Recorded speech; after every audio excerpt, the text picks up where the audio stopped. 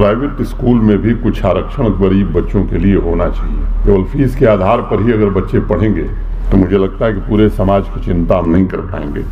मैं समझता हूँ कि विद्यालय बनाने में बड़ा पैसा लगा है, विद्यालय बनाना चलाना ये कठिन काम है। फीस भी लीजिए, लेकिन ऐसे लोगों के लिए भी गुंजाइश रखना ये आवश्यक है। अच्छे स्कूलों में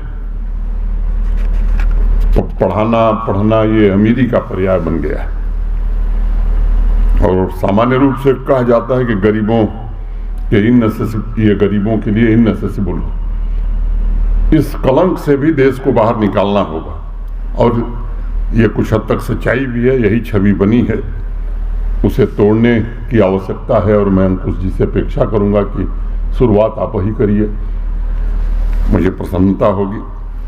एक दूसरी बात, वैश्विक परिवर्तनों को देखते हुए शिक्षा का पूरा जोर स्किलिंग पर ज़्यादा से ज़्यादा हो गया है। क्रिटिकल थिंकिंग पर जोर देने की ज़रूरत है, नैतिक मूल्यों पर जोर देने की ज़रूरत है।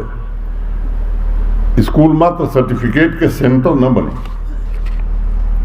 बल्कि इनोवेशन के सेंटर बने। इस पर अगर ध्यान दिया जाएगा तो मैं समझता हूं कि हम एक उपलब्धि हासिल कर सकते हैं। किसी भी समाज या राष्ट्र के लिए सबसे महत्वपूर्ण संसाधन युवाओं का टैलेंट भी है और कैरेक्टर भी है। ये दोनों साथ साथ आगे बढ़े। किसी भी समाज की महानता इस बात से ही मापी जाती है कि वह समाज नया निर्मित करने की क्षमता कितनी रखता है और उसकी युवा शक्ति कितनी चरित्रवान है। पूज्य महात्मा गांधी कहते थे कि जो शिक्षा चरित्र का निर्माण नहीं करती वह बिल्कुल बेकार है। इसलिए विकसित भारत के निर्माण में आज की अमृत पीढ़ी ऐसी शिक्षा व्यवस्था निर्मित करे जो विद्यार्थियों के समग्र व्यक्तित्व का निर्माण करे। हमारा विद्यार्थी भी ऐसा हो जो विज्ञान और संस्कार का मिला जुला स्वरूप हो, मशीन लर्निंग जाने, आर्टिफिशियल इंटेलिजेंस जाने, नैनो टेक्नोलॉजी जाने। तो मुझे लगता है कि भारत की संस्कृति और परंपरा में भी प्रवीण हो। प्राचीन समय से हमेशा हमारे गुरुजनों ने, शिक्षाविदों ने संतुलित व्यक्तित्व और संतुलित शिक्षा पर बल दिया है। वही अनुशंसा आज राष्ट्रीय शिक्षा नीति भी कर रही है और साथ ही विद्यार्थियों को आज़ादी भी दे रही है। आज परीक्षा पर चर्चा का एक कार्यक्रम माननीय प्रधानमंत्री जी देश भर के विद्यार्थियों को संबोधित कर रहे हैं। विद्यार्थियों को स्वतंत्रता, फ्रीडम बड़ा आवश्यक है, क्योंकि अपने पैशन के अनुसार वो अपनी शिक्षा तय कर सकें, अपने सब्जेक्ट तय कर सकें। मैं सभी विद्यार्थियों को याद दिलाना चाहूँगा कि वो उस विरासत के उत्तराधिकारी हैं जिसकी संस्कृति कहती है नायमात्मा बलहीन न लभ्य। कमजोर व्यक्तित्व कभी भी अपने लक्ष्य तक नहीं पहुंच सकते। यहाँ कमजोर का मतलब शारीरिक रूप से कमजोर नहीं बल्कि आत्मिक रूप से कमजोर। इसलिए मैं ऊर्जावान विद्यार्थियों को देश की सबसे बड़ी संपदा मानता हूँ और विद्यार्थी की वह ताकत जो परिवर्तन का एकमात्र कारक है, जो विकास का एकमात्र उत्प्रेरक है, इस भाव को जो मूल तत्व है वह कहता है कि हर एक विद्यार्थी के अंदर एक नैतिक मूल्यों वाले व्यक्तित्व का निर्माण आवश्यक है ताकि जो सीखा है उसे वह राष्ट्र निर्माण में लगा सके। जिस क्षण विद्यार्थी संघर्ष और चुनौतियों के बीच अपने सामाजिक कर्तव्यों को पूरी तरह से पालन करने लगेगा, धारा के विपरीत जाने का साहस जुटाएगा, बाधाओं से जूझने की क्षमता पैदा करेगा, तब उनका व्यक्तित्व निखरता है। सफर की लंबी तथा कठिन यात्रा भी आसान मालूम होने लगती है। इसलिए मैं समझता हूं कि क्वालिटी एजुकेशन ही एकमात्र माध्यम है जो राष्ट्र की विकास यात्रा को रचनात्मक बना सकता है, समाज में साइंटिफिक टेम्पर विकसित कर सकता है और आधुनिक समय की चुनौतियों का मुकाबला करने लायक समाज बना सकता है।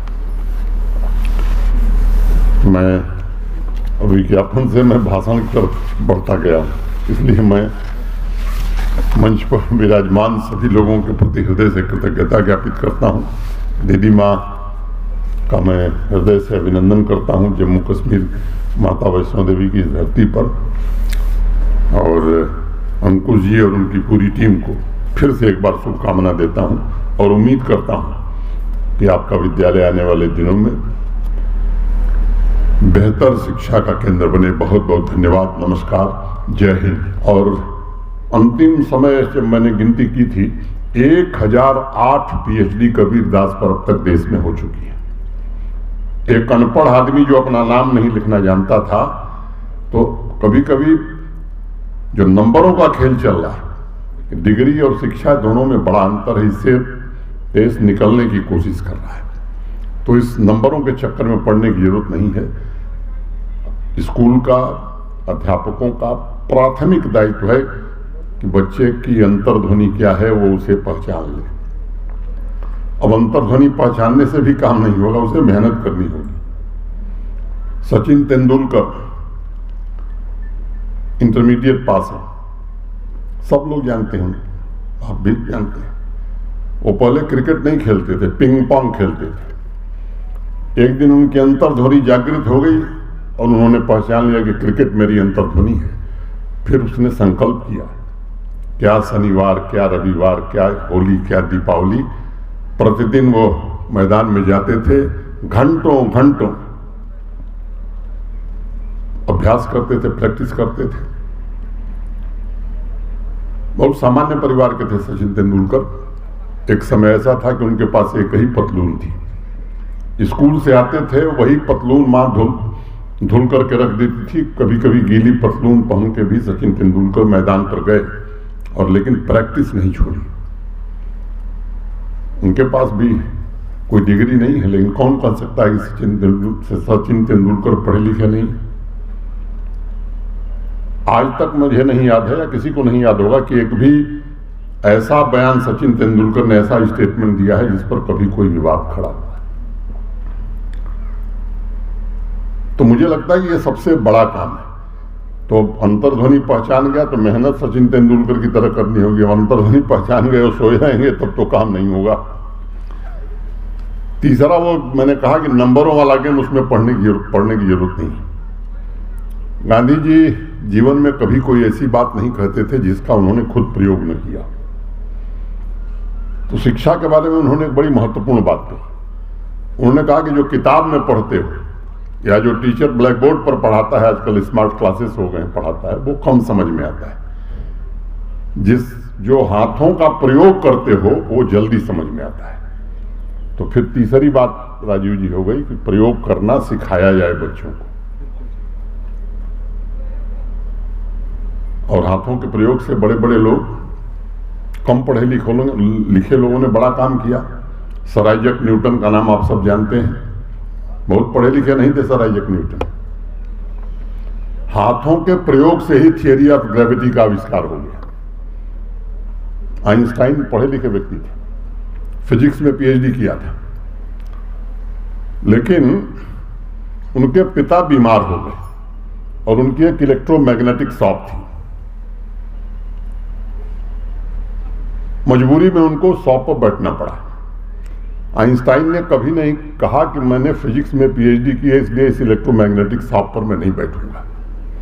वो बैठे क्योंकि परिवार की आवश्यकता थी, और हाथों के प्रयोग के कारण ही पहला ऑटोमेटिक फ्रिज दुनिया में बनाने का श्रेय आइंस्टाइन को जाता है। थियरी ऑफ रिलेटिविटी की बात बड़े बड़े लोग करते हैं, कम लोगों को समझ में आता है, मैं भी नहीं समझता हूँ। ये विद्वान आदमी इनको समझ में आती है। अनेक नाम ऐसे गिनाए जा सकते हैं। मैं 10-20, मैं समय नहीं जाया करना चाहता हूँ, 10-20-25 उदाहरण और दे सकता हूँ। तो ये 3 बात मुख्य रूप से शिक्षक को करनी है, बच्चे को बतानी है। पहला, बच्चे की अंतर्ध्वनि। अब सबको आप फिजिक्स ही पढ़ाएंगे, अगर उसकी रुचि कला में है तो कला पढ़ाइए, वो जान जाए कि हमारी रुचि क्या है, उस दिशा में उसे आगे बढ़ाइए। फिर अगर अंतर्ध्वनि की पहचान हो गई तो बच्चा मेहनत करे। तीसरा, हाथों का प्रयोग। और अब जो नया जमाना आया है, नए नए टर्मिनोलॉजी इस्तेमाल हो रही, स्टार्टअप, फलाना ढिकाना, तो मैं समझता हूं कि कोलैबोरेटिव 3-4 बच्चे मिलकर के एक साथ एक छोटी सी समस्या पर विचार करें और काम करें।